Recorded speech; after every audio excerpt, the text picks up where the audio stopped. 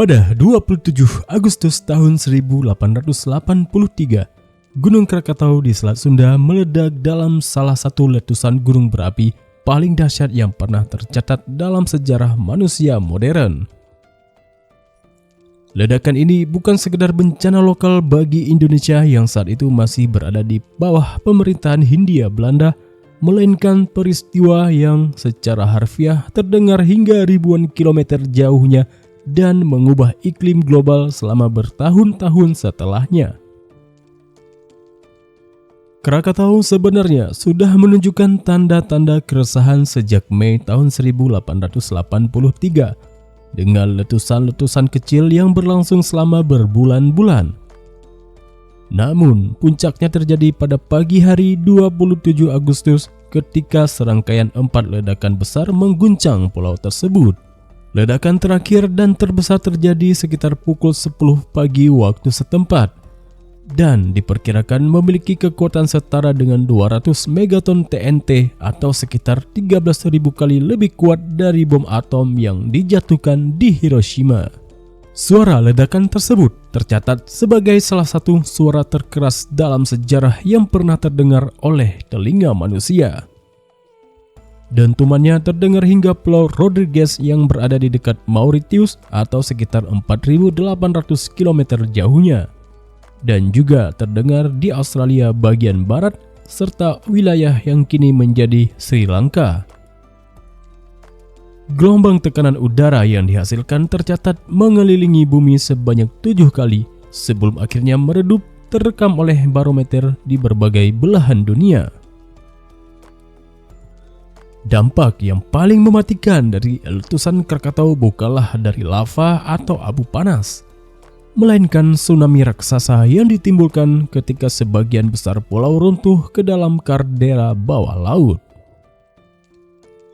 Gelombang tsunami ini dihasilkan mencapai ketinggian hingga 30 meter di beberapa titik di pesisir Jawa dan Sumatera, menyapu habis desa-desa di sepanjang pantai.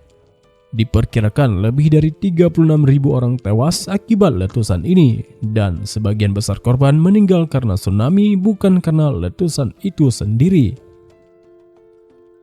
Ratusan kota dan desa di pesisir Banten dan Lampung hancur total dalam beberapa hitungan jam.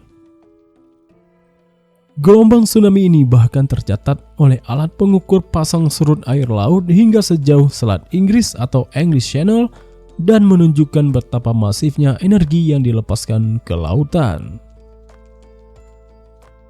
Sebelum meletus, Krakatau merupakan sebuah pulau vulkanik dengan 3 puncak kerucut. Setelah letusan, sekitar 2/3 dari pulau tersebut lenyap, runtuh ke dalam kaldera yang terbentuk akibat kekosongan magma yang berada di bawahnya. Dan yang tersisa hanyalah sisa-sisa kecil pulau, sementara sebagian besar wilayah yang dulunya daratan kini menjadi laut dalam kedalaman ratusan kilometer. Baru pada tahun 1927, sebuah gunung berapi yang bernama Anak Krakatau mulai muncul dari kaldera tersebut dan terus tumbuh hingga sekarang. Inilah bagian yang membuat letusan Krakatau begitu luar biasa dari perspektif ilmiah. Dampaknya terhadap iklim bumi secara keseluruhan.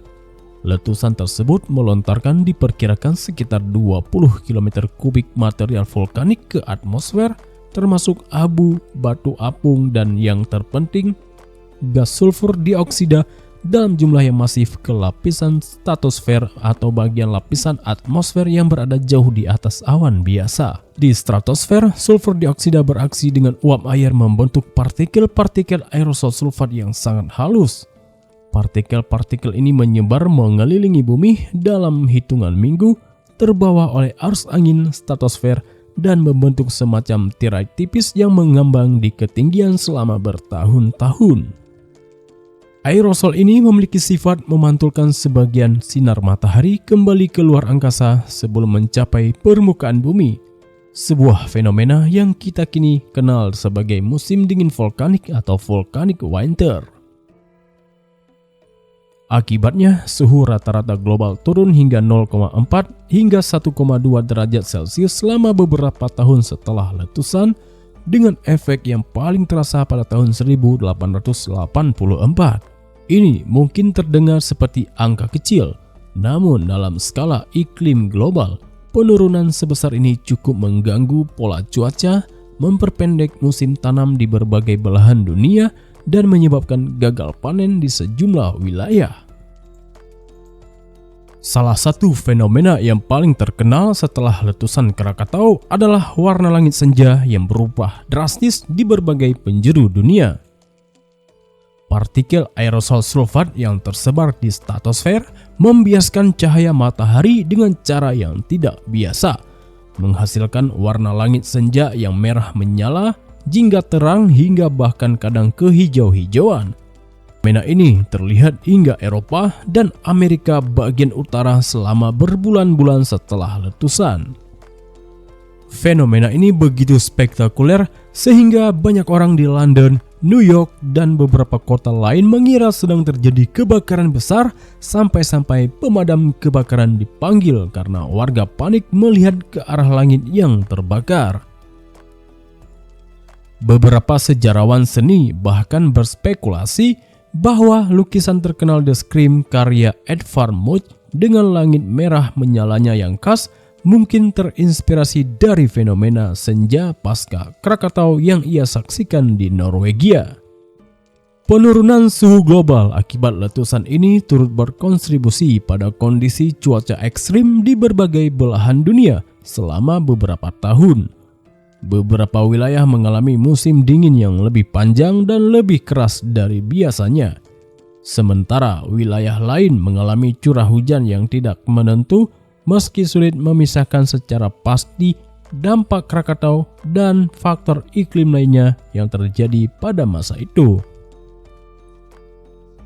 Banyak ilmuwan iklim sepakat bahwa letusan ini merupakan salah satu kontributor utama terhadap anomali cuaca global di pertengahan hingga akhir tahun 1880-an.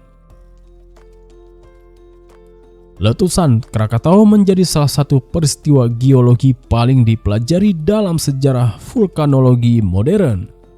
Peristiwa ini membantu para ilmuwan memahami bagaimana letusan gunung berapi besar dapat mempengaruhi iklim global melalui mekanisme aerosol stratosfer.